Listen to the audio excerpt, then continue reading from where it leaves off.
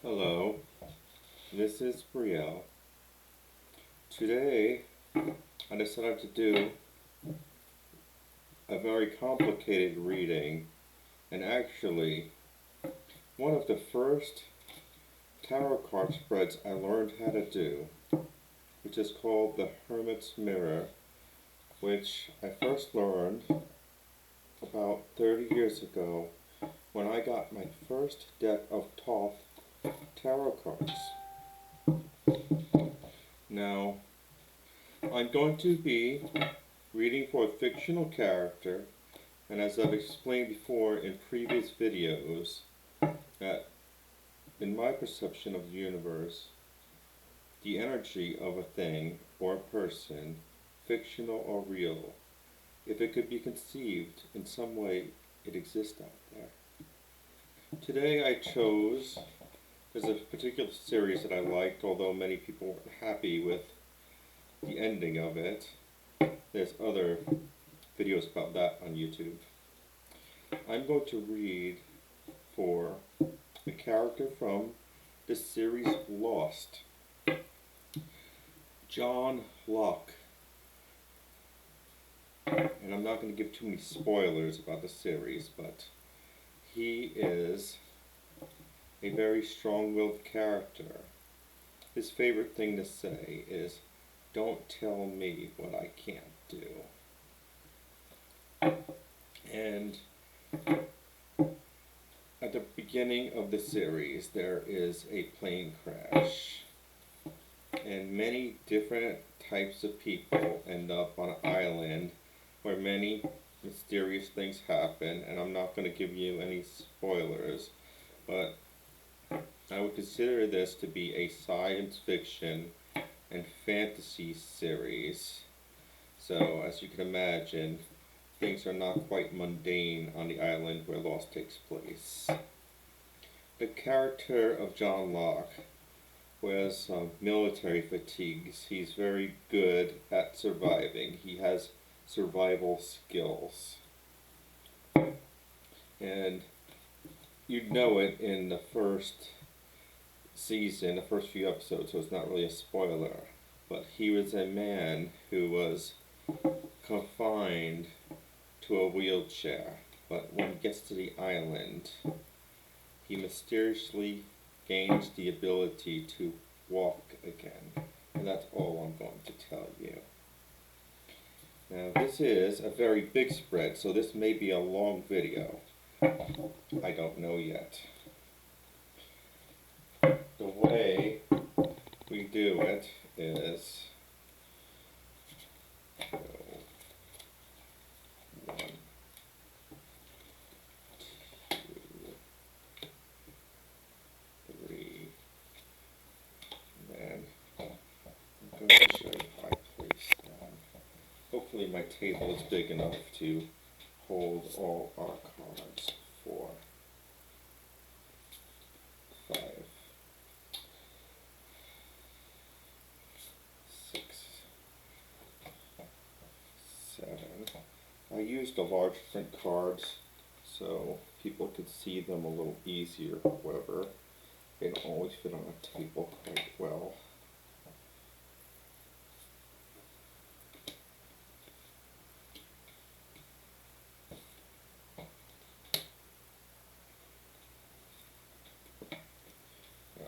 That will suit our purposes anyway.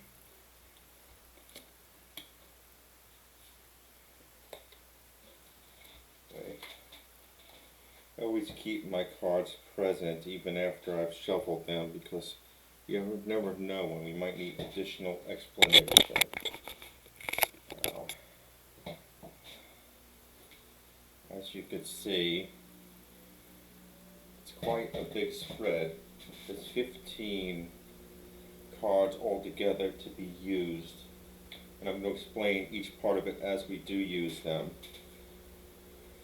Of course, I'm going to return them around because when I shuffle them, I face them toward me, but as I reveal them, I show them to you.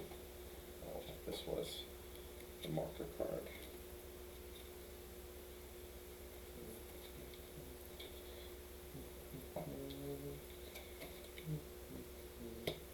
Often when I do a reading, I will just reveal one section at a time and then elaborate on them together. But because there's not a lot of room on the table, I wanted to show off the beautiful art on these cards. Okay, turn these around. And in my readings I do use reversals, which some people do shy away from, but we gotta have our light and our darkness so we could have balance. Well, the first three cards are actually part of a simpler spread where it's talking about the past and the present related to the situation. Now, as we know, John Locke, his plane crashed and he ended up on a mysterious island. So let's see how his past and present factored into this. The first card we're getting is victory. So when he went to go on this trip, it seemed like things were perhaps looking up for him, or he decided that, you know, I'm going to overcome something. And in a way, perhaps he did, and that is the Six of Wands. And got the Chariot, which represented movement of a sort. So perhaps John Locke decided that he wasn't happy being stagnant in his life, and it was time for a change. Now, the Knight of Disc would represent an earthly man, a man of means, and a man of money or financial institution, or perhaps a man who was good at laboring and doing things to achieve financial means. So somehow, John Locke won a victory that involved a man who he knew of stable monetary means. And as a result of this, he was able to move from a place of his life where it was filled with finality to a place of movement and change. Now, the top set of cards in this spread are going to talk about possibilities. See, there are two paths over here, a left and a right, and often there are two possible choices. Now, sometimes they will continue, and there'll be a continuous path of it. It just depends on how they're laid out. So, John Locke's two possible choices are, I need to look at them for a second to meditate upon them. He has a choice to be open to the energy of the land, of the earth, which is, this is the Ace of Disc. And he's going to be given a choice to be open with complete innocence. However,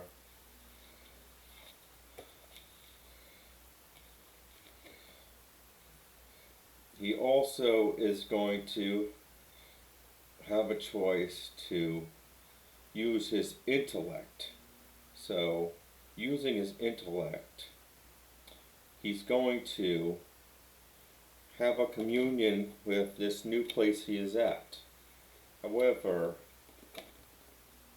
he's being told to do it with complete openness and not to let his ego get in the way. Now the second part of this would, and both are looking pretty good, however, is, what does it say? I forgot to put my glasses on. Okay.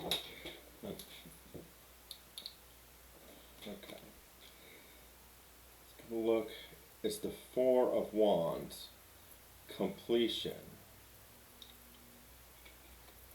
So, fours are typically, at least in this deck, of a masculine energy. We know there's 4 seasons.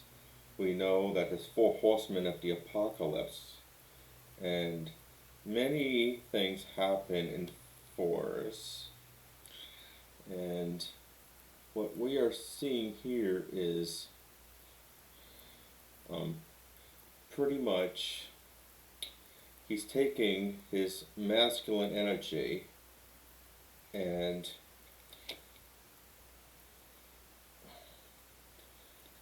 there is going to be an alchemy of emotions. There's going to be a union.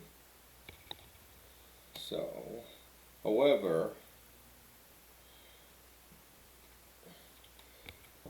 we have the botch, which comes up in a lot of my readings.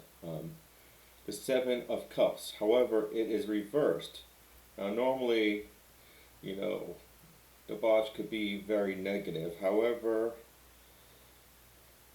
he's going to have a choice to continue his oneness with his land. However, he's not going to really indulge or enjoy it through his compulsion. It's going to really be more of a chore than something he could revel in. Now, here is a part that I call the karma cards. These 3 cards on the bottom, I call them the God cards because it is what is fated and cannot change. This will be John Locke's karma. And his ultimate karma, what he's not going to change is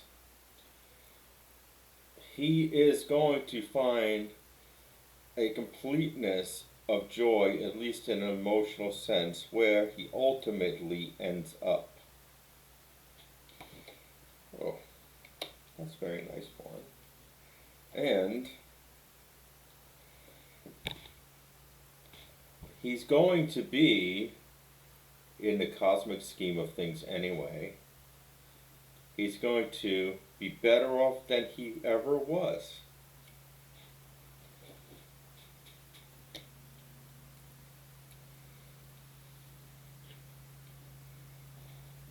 However, this was actually reversed, which is the Three of Wands. Lots of cards with passion today.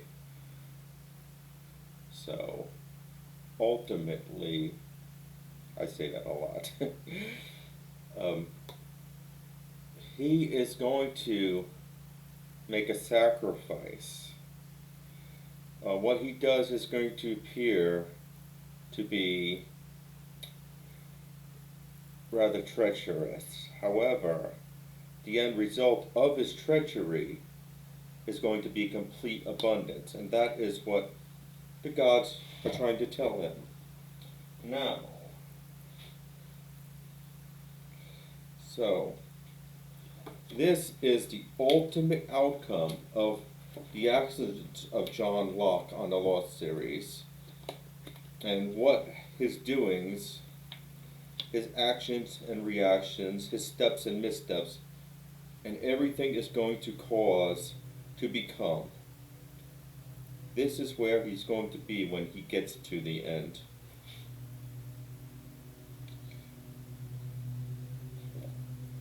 He is going to be forever changed, as things always do in a dualistic universe. Light becomes dark, dark becomes light. The pendulum swings both ways. And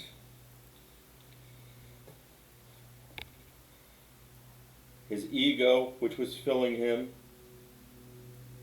will empty out, and it will leave him in a state where he's completely drained.